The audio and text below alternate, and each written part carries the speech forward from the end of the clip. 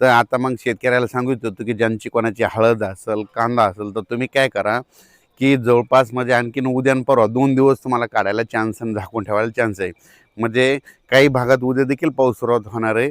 पण त्याच्यानंतर 20 तारखेपासून ते 26 तारखेच्या दरम्यान राज्यात म्हणजे खूप ठिकाणी पावसाळ्यासारखा पाऊस पडणार आहे, काही ठिकाणी गारपीट होणार आहे, काही ठिकाणी वारं सुटणार आहे. म्हणून हा अंदाज सर्व शेतकऱ्यांनी लक्षात घ्यायचा. सुरुवातीला आपण काय करू पाहू आपण सुरुवातीला सांगतो सोलापूर आपलं कोल्हापूर जिल्हा, सातारा जिल्हा, पुणे जिल्हा, त्याच्यानंतर अहिल्यानगर, त्याच्यानंतर आंबेगाव तालुका, जुन्नर तालुका, त्याच्यानंतर इकडं कराड तालुका, इकडं दोंड, बारामती, पाथर्डी, पैठण, वैजापूर, गंगापूर, शिर्डी, राहता ह्या परिसरात, त्याच्यानंतर इकडं बीड जिल्ह्यामध्ये कळंब तालुका, धारूर तालुका, त्याच्यानंतर म्हणजे बीड जिल्ह्यात बऱ्याच ठिकाणी म्हणजे बऱ्याच ठिकाणी पाऊस पडणार आहे. त्याच्यानंतर लातूर जिल्ह्यात देखील खूप ठिकाणी पाऊस पडणार आहे.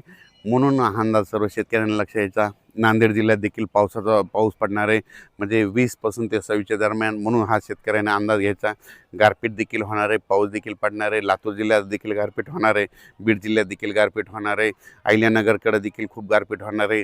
त्याच्यानंतर बारामती त्या साईडनं तर खूप गारपीट होणार आहे. बारामती पुणे जिल्ह्यात खूप गारपीट होणार आहे. त्याच्यानंतर संगमनेर त्या भागात देखील खूप गारपीट होणार आहे.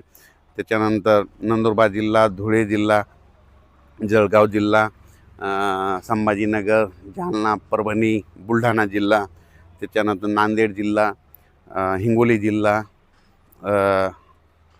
ह्या भागात देखील 20 ते 26 एप्रिलच्या दरम्यान पाऊस पडणार आहे. म्हणून हा अंदाज सर्व शेतकऱ्यांनी लक्षात घ्यायचा. तसेच अमरावती जिल्हा, अकोला जिल्हा, वर्धा जिल्हा, भंडारा जिल्हा, त्याच्यानंतर यवतमाळ जिल्हा, त्याच्यानंतर नांदेड जिल्हा ह्या परिसरात बी पाऊस पडणार आहे. पण तिकडल्या प्रमाणात म्हणजे खूप कमी राहणार, तिकडे जरा जास्त राहणार नाही अवकाळी. म्हणून हे अंदाज लागायचा. खरा पाऊस मात्र तुम्हाला एक सांगतो दक्षिण महाराष्ट्राकडे होणार आहे.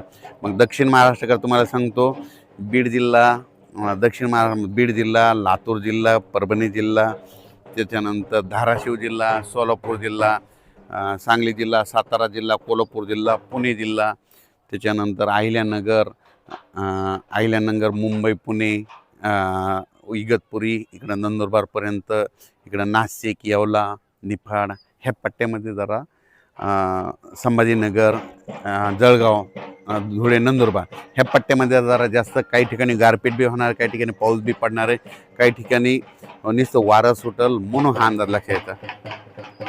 तसेच तेलंगणा आणि कर्नाटकमध्ये देखील खूप पाऊस पडणार आहे. कर्नाटकमध्ये तर खूप गारपीट होणार आहे. म्हणून हा अंदाज लक्षात यायचा.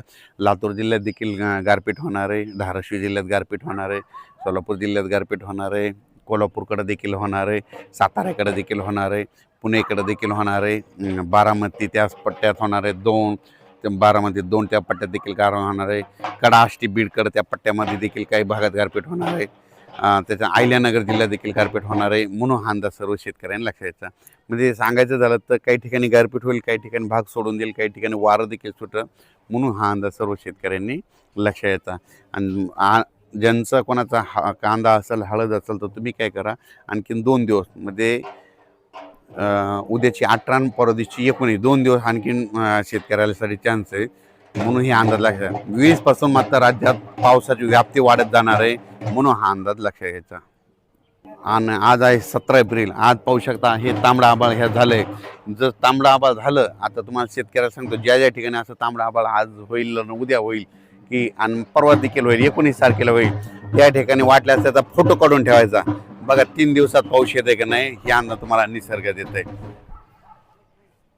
कांद्यावरचे जे शेतकरी आहेत उत्तर महाराष्ट्राखाली म्हणजे नंदुरबार जिल्हा, धुळे जिल्हा, जळगाव जिल्हा, नाशिक जिल्हा, निफाड जिल्हा, येवला तालुका, अंदोरसूर, त्याच्यानंतर शिर्डी, राहता, कोपरगाव, राहुरी त्या पट्टा, त्याच्यानंतर संगमनेर तालुका, त्याच्यानंतर इकडं बीड जिल्ह्यामधले कांद्यावाले शेतकरी, त्याच्यानंतर दोन जिल्ह्यातले कांद्याचे शेतकरी, पुणे जिल्ह्यातले कांद्याचे शेतकरी, सातारा जिल्ह्यातले कांद्याचे शेतकरी, त्याच्यानंतर कराड भागातले कांद्याचे शेतकरी, त्यांनी काय करायचं, आणखीन तुम्हाला उद्याच्या दिवस चान्स आहे झाकून, उद्या काढून दुपारपर्यंत झाकून.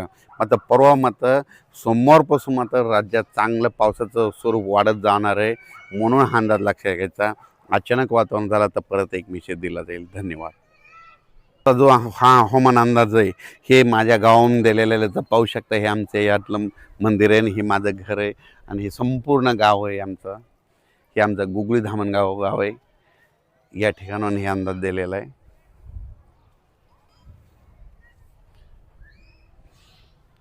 आणि पाहू शकता तांबडा आभाळ झाले, ते झाले जास्त जालना जिल्ह्याकडून.